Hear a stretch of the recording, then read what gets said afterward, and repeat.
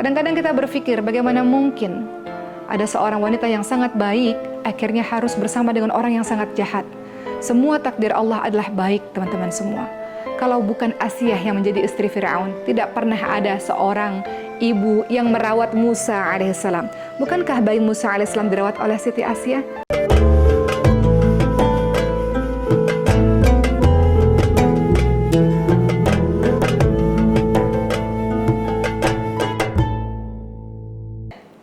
Assalamualaikum warahmatullahi wabarakatuh.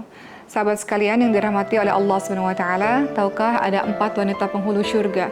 Beberapa di antaranya adalah Sayyidatina Khadijah binti Khuwailid radhiyallahu anha, istri dari Nabi Muhammad sallallahu alaihi wasallam. Kemudian ada Sayyidatina Fatimah binti Muhammad, anaknya Nabi Muhammad sallallahu alaihi wasallam. Kemudian ada Maryam binti Imran, dan kemudian ada Asiyah binti Muzahim atau istri dari Firaun.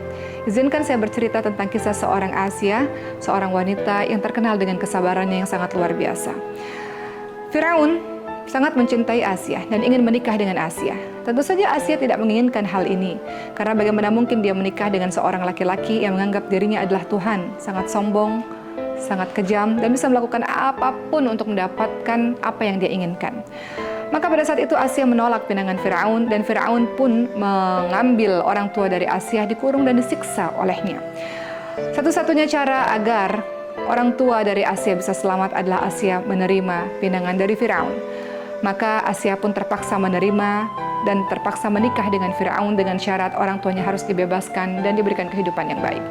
Singkat cerita, menikahlah Asiyah dengan Firaun. Dan pada saat itu, suatu ketika Firaun bermimpi bahwa ada seorang anak laki-laki dari kalangan Bani Israel yang akan menggulingkan kerajaannya. Maka Firaun membuat kebijakan bahwa untuk seluruh anak laki-laki dari kalangan Bani Israel harus dibunuh.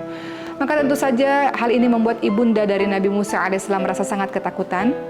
Beliau meletakkan bayi Musa alaihissalam ke dalam sebuah peti, yang mana peti itu kemudian dialirkan di atas sebuah sungai.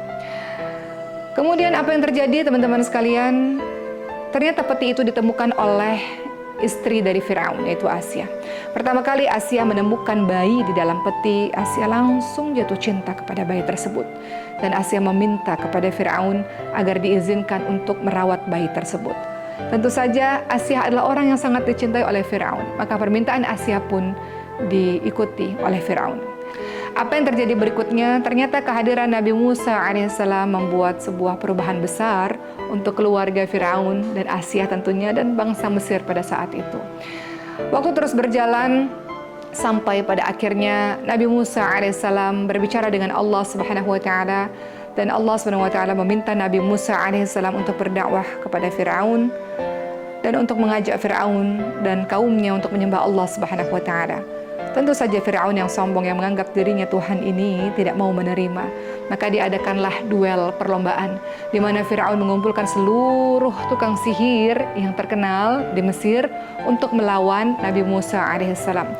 Para tukang sihir ini melemparkan tongkat-tongkat sihir mereka, di mana tongkat-tongkat itu berubah menjadi ular. Begitu pula Nabi Musa alaihissalam yang mendapatkan mukjizat dari Allah Subhanahu wa taala, yaitu tongkatnya yang panjang bisa berubah menjadi ular yang besar, yang kemudian memakan ular-ular yang dibuat oleh para penyihir-penyihir itu. Hal ini disaksikan di depan banyak orang, dan ketika mereka melihat ternyata mukjizatnya Nabi Musa alaihissalam, ularnya Nabi Musa alaihissalam mampu memusnahkan seluruh ular-ular itu, maka kemudian banyak orang-orang yang beriman kepada Allah Subhanahu wa taala. Orang-orang mulai paham bahwa kekuatan yang didapatkan oleh Nabi Musa alaihissalam adalah kekuatan dari Zat yang maha hebat, Zat yang maha luar biasa, yaitu Allah Subhanahu wa taala. Salah satunya yang juga sangat terkesima dan takjub dengan apa yang dilihatnya adalah Asiyah. Semakin kuatlah keimanan dari Asiyah ketika melihat kejadian itu. Ditambah lagi ada seorang wanita yang bekerja di rumahnya Firaun dan Asiyah, yang tugasnya adalah menyisir rambut, juga adalah seorang wanita yang beriman kepada Allah Subhanahu wa taala. Pada saat itu Firaun membunuhnya, dan Asiyah melihatnya. Asiyah lagi-lagi takjub. Bagaimana mungkin ada seseorang yang sampai akhir hayatnya memiliki keimanan yang sangat kokoh kepada Allah Subhanahu wa taala dan kemudian tidak takut dengan apapun. Maka melihat kejadian demi kejadian di depan matanya, semakin kuatlah, semakin teguhlah keyakinan yang dimiliki oleh Asiyah, dan akhirnya Asiyah pun tak mampu lagi menyembunyikan keimanannya di hadapan Firaun. Sampai akhirnya Firaun memberikan pilihan kepada Asiyah. Pertama, kalau Asia masih ingin tetap terus hidup dan hidup dengan keadaan yang nyaman dan enak, maka tetap teruslah setia dengan Fir'aun. Dan akuilah bahwa Fir'aun adalah Tuhan. Tapi kalau Asia memilih pilihan yang kedua, yaitu beriman kepada Allah Subhanahu wa Ta'ala dan percaya dengan apa yang dikatakan oleh Nabi Musa alaihissalam, maka Fir'aun akan membunuh Asia. Maka Asia memilih untuk tetap beriman kepada Allah Subhanahu wa Ta'ala. Asia memilih untuk menerima resiko kalau Fir'aun membunuhnya. Maka hari itu pun terjadi, di mana pada akhirnya Asia harus disiksa dan dibunuh oleh Fir'aun dan bala tentaranya. Asia diikat di satu kayu yang sangat besar, tangan kanan, tangan kiri, kaki kanan, kaki kiri diikat, dan kemudian dihadapkan ke arah matahari yang begitu terik. Namun Asia tetap terus tersenyum, karena ternyata sayap-sayap malaikat menaungi Asia sehingga Asia tidak merasa panas. Asia kemudian berdoa kepada Allah Subhanahu wa Ta'ala agar beliau diberikan rumah di syurga Firdaus dan agar ia selamat dari kekejaman Fir'aun dan bala tentaranya. Maka Allah perlihatkan rumah di syurga untuk Asia. Maka Asia pun tersenyum ketika melihat rumah di syurga itu. Fir'aun tentu saja heran dan menganggap Asia telah gila. Bagaimana mungkin orang yang hendak disiksa dan diikat seperti itu dalam keadaan terik matahari yang begitu dahsyat, justru malah tersenyum. Begitulah Asia, sampai akhirnya ia kembali kepada Allah Subhanahu wa Ta'ala dengan hati yang bahagia, namun jasadnya dilukai dengan luar biasa oleh Fir'aun dan bala tentaranya. Cerita ini selesai, teman-teman sekalian. Apa yang kita bisa ambil dari kisah seorang Asia? Kadang-kadang kita berpikir bagaimana mungkin ada seorang wanita yang sangat baik akhirnya harus bersama dengan orang yang sangat jahat. Semua takdir Allah adalah baik, teman-teman semua. Kalau bukan Asia yang menjadi istri Fir'aun, tidak pernah ada seorang ibu yang merawat Musa alaihissalam. Bukankah bayi Musa alaihissalam dirawat oleh Siti Asia? Lewat Siti Asia, Nabi Musa alaihissalam mendapatkan kesempatan untuk tinggal di dalam istana. Dengan begitu, Nabi Musa alaihissalam mengenal Fir'aun dengan begitu dekat dan menjadi lebih mudah untuk mendakwahi Fir'aun dan bala tentaranya karena sudah mengetahui keadaan tempat dakwahnya itu. Teman-teman sekalian, kadang-kadang dalam kehidupan kita merasa kenapa harus begini, kenapa harus begitu. Ketahuilah semua yang Allah berikan kepada kita ada hikmahnya. Dalam surah Al-Baqarah 216 dijelaskan, boleh jadi apa yang kita tidak suka, itulah yang paling baik untuk kita. Boleh jadi apa yang kita suka, belum tentu baik untuk kita.